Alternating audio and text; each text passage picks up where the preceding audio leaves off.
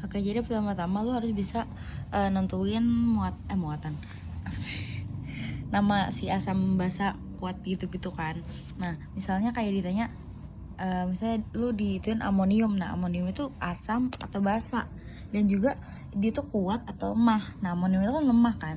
Terus gue bakal jelasin lu pakai contoh soal aja ya, pengen di sana kan gue bingung pakai ituan apa.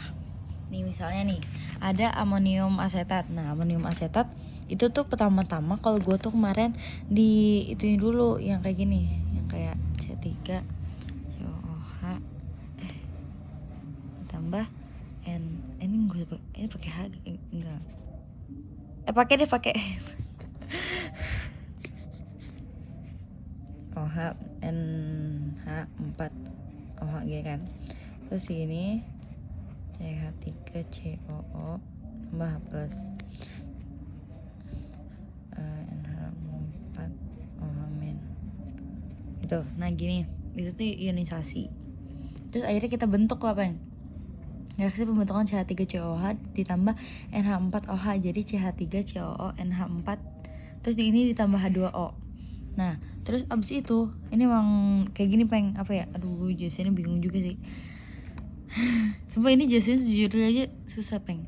Terus sekarang kita disuruh cari ruang reaksi ionisasi dalam air. Nah itu tuh satu-satu enggak satu-satu, ini kan ionisasi dalam air, jadi CH3CONH4 itu diginiin.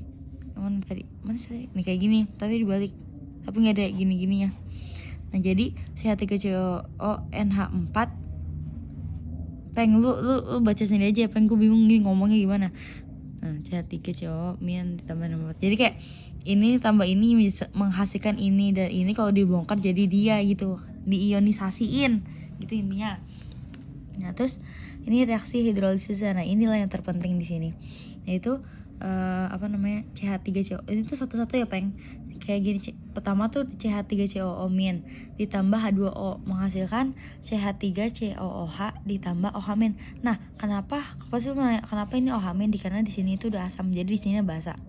Enggak gitu maksudnya, di sini udah H plus, nah di sininya OH min. Nah kayak gini nih, NH4 plus ditambah H2O menghasilkan NH4OH. Nah di sini baru H plus. Nah ini disebut garam terhidrolisis total atau sempurna.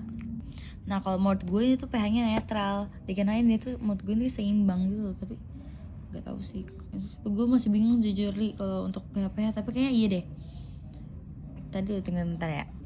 Iya deh, ini netral soalnya amonium kan lemah, asetat juga lemah. Iya, jadi dia itu netral. Nah yang kedua, ini tuh sempurna dulu nih, ada amonium cyanida, HCN ditambah NH4OH menghasilkan NH4CN ditambah H2O. Terus reaksi ionisasi dalam air, NH4CN kan dibongkar tuh, diionisasiin maksudnya, jadi NH4 plus ditambah CN min. Terus reaksi ionisasi salah baca nih, reaksi hidrolisis kayak gini juga sama aja kayak tadi nih. Kenapa dia OH min? Karena ini H plus. Kenapa H plus? Karena ini OH min. Jadi ininya adalah lu bisa cari dulu kayak ini pH-nya berapa, ini netral apa kagak, dan ini parsial atau enggak. Itu ciri-cirinya itu kalau misalnya ini terhidrolisis sempurna, dia tuh sama-sama menghasilkan hidrolisis. Gue gimana ngomongnya bingung, itu begitulah. Terus kalau parsial itu tuh dia cuma setengah, salah satu tuh kalau tidak terhidrolisis ya udah tidak ada gitu kan.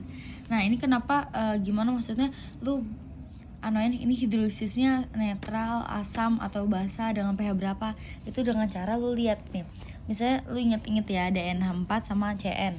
Nah NH4 itu ada di basa lemah, CN ada di lemah juga, berarti dia netral. Tapi kalau misalnya si CN itu misalnya kuat nih, berarti HCN misalnya kuat, terus amonium lemah, nah berarti itu asam dengan pH kurang dari 7 gitu. Terus yang kedua ada garam terhidrolisis parsial. Nih kalau parsial tuh yang tadi gue bilang setengah doang, jadi kayak nih kayak gini nih kan, dia tuh dari asam kuat dan juga basa lemah, yaitu ada NH4Cl amonium klorida. Nah NH4 itu kan lemah, basa lemah. Nah kalau klorida itu kan asam kuat, jadi ini udah terlihat banget kalau ini adalah hidrolisis parsial asam dengan pH kurang dari 7. Nah ini kita tinggal anuin aja giniannya, pembentukan HCl ditambah NH4OH ya, kayak tadi aja nih kan. Nah ini pasti lu udah template banget kan, lu pasti udah hafal banget. Nah kita tinggal anuin si ini aja nih, siapa namanya sih, reaksi hidrolisis. Nah NH4 plus ditambah H2O menghasil aduh ini apa sih Peng bacanya inti begitu. Jadi NH4OH ditambah H plus ya gitu. Nah gitu gue bingung jelasinnya gimana nih, intinya begitulah.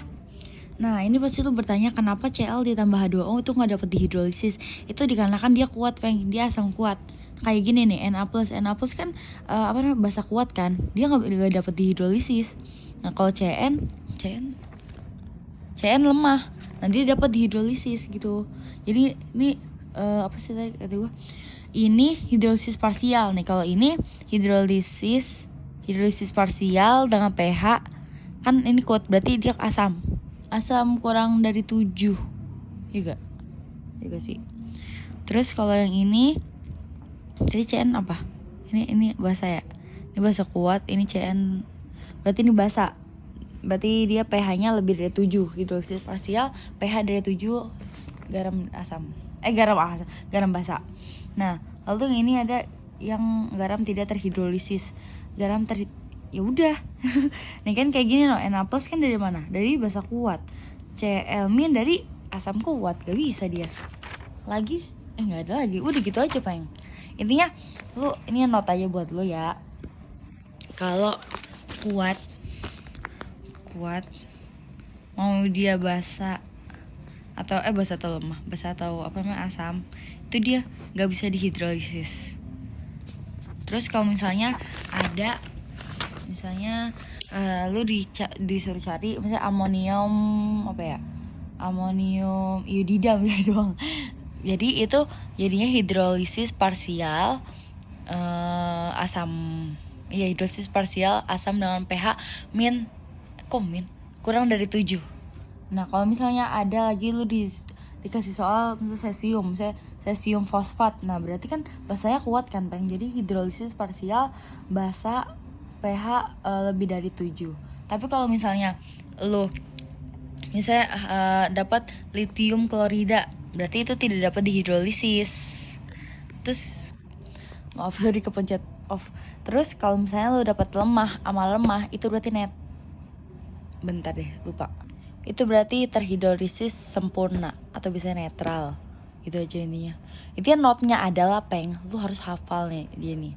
Lu harus hafal dan juga lu harus bisa pembentukannya, karena itu tuh yang bikin menghambat tuh kata gue tuh penghambatan sama ionisasinya. Jadi pembentukan sih kata gue yang paling menghambat. Jadi semangat ya Peng, fighting. Roar.